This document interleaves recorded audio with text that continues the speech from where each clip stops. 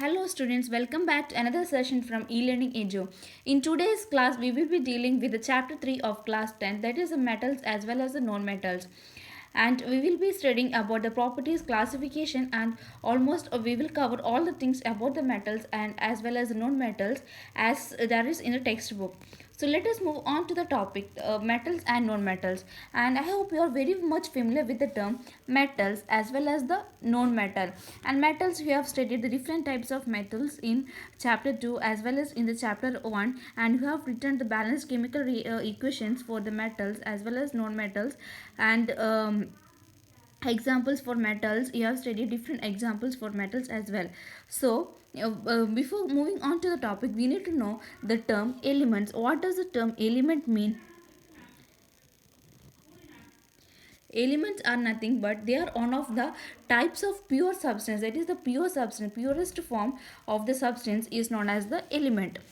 So this purest form element is purest substance or the pure substance. We can say that element are the pure substance, and that means that is they are made up of same type of particle. And this element, for example, we can take the element carbon.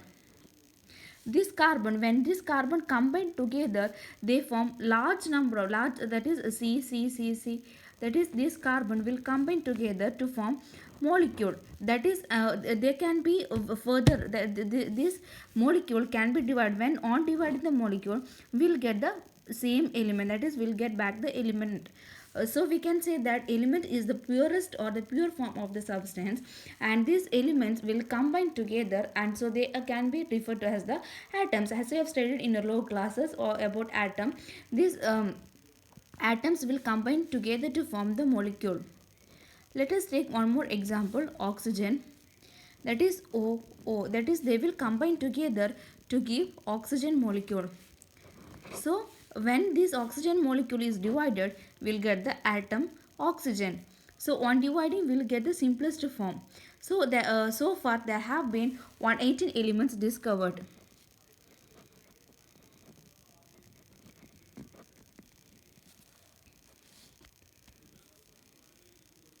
So 118 elements discovered, and so it will be quite hectic to study, and we need to divide it. That is these elements, 118 elements, need to be classified for the ease. So these 118 elements have been classified into metals,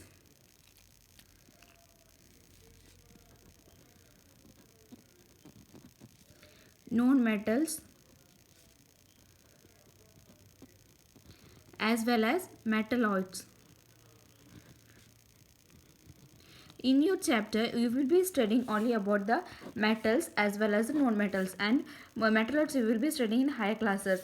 So these 118 elements have been classified into three categories: metals, non-metals, and metalloids.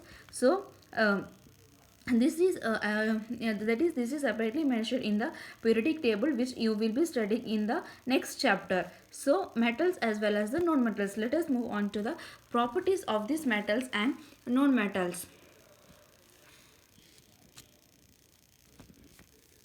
And example for these metals can be given as, or this example for elements are, example iron means Fe. It is a term symbol. At symbol for iron is Fe. Silver, Ag, gold, these all are elements. Carbon, C. Oxygen, O2, copper, Cu. These are the examples. There are 118 elements discovered so far, and these are the examples for the elements. So now let us move on to the properties of these metals as well as non-metals.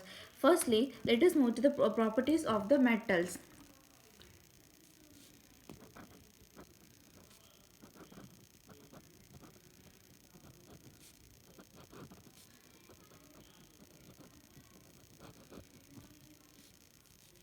First thing that is that metals are Ductile. What does the term ductile mean or the ductility mean? This is the ability of metals to be drawn into thin sheet. That is ability to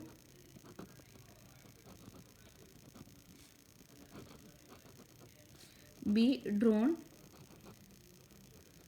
into thin sheets.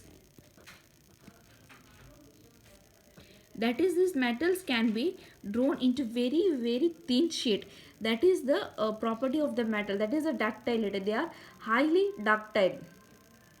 Sorry, not thin sheet, thin wires.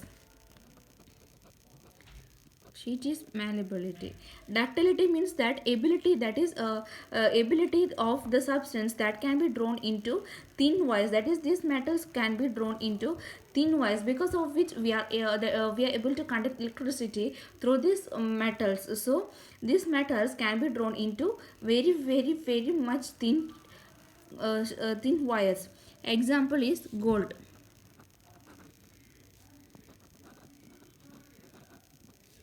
copper. Because of economic importance or the economic value of this gold cannot be used to conduct electricity. That is, we can use the substances like or the elements like copper to conduct electricity, because of this ductility, which makes it easily available for the for conducting electricity. And next is malleable.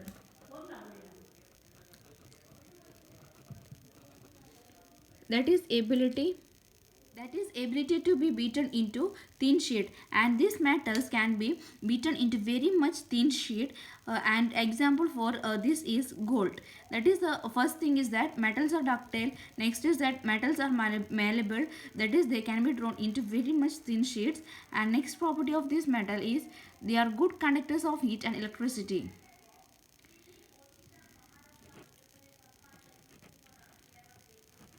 This may be asked for your exam. That is the properties of metals. This is very much important topic. So they are good conductors of heat and electricity.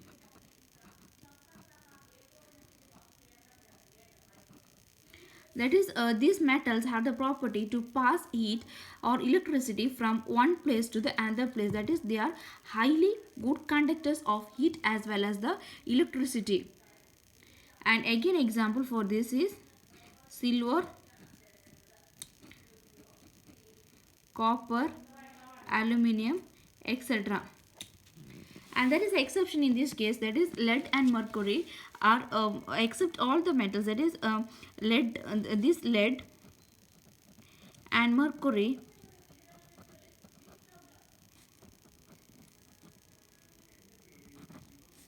are poor conductors of heat.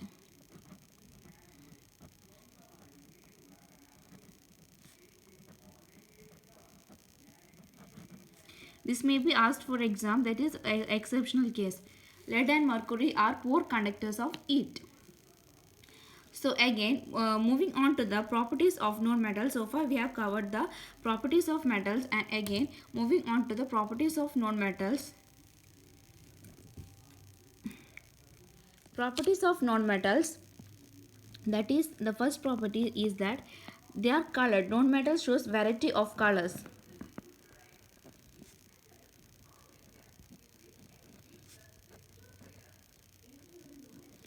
Variety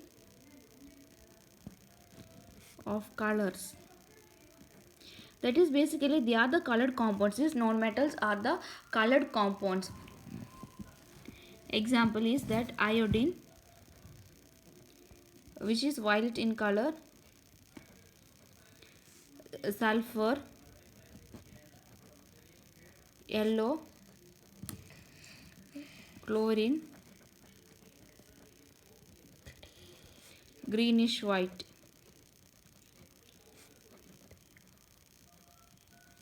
That is, they are the colored compounds. These known metals are the colored compounds. And next, just exactly opposite of the metals, their properties will be opposite of these known metals. That is, they are, you can say, that is, they are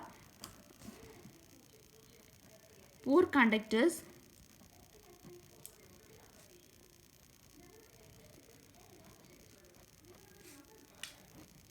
of heat and electricity.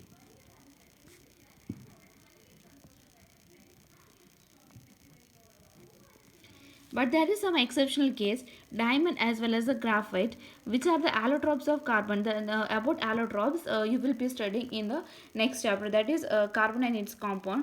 And here allotropes are nothing but the different forms of the same compound.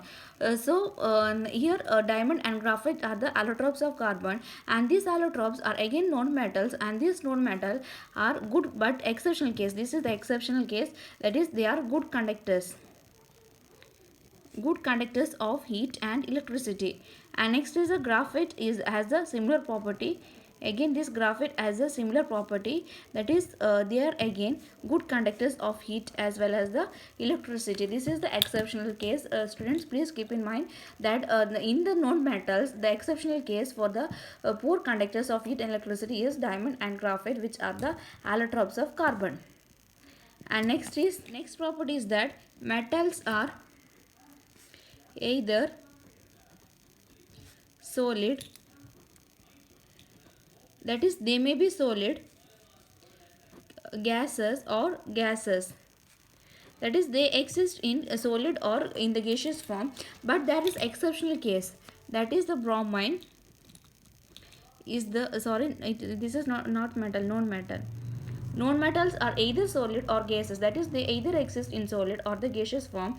But there is exceptional case, that is a bromine, which is a non-metal, they exist in the liquid state.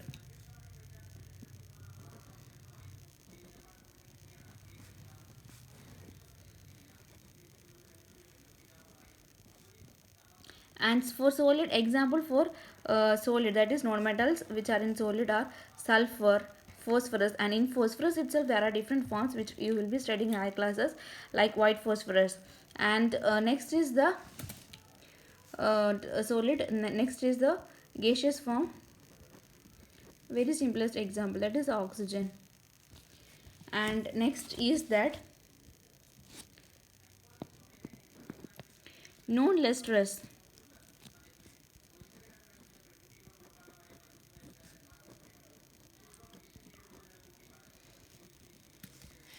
Then non ductile,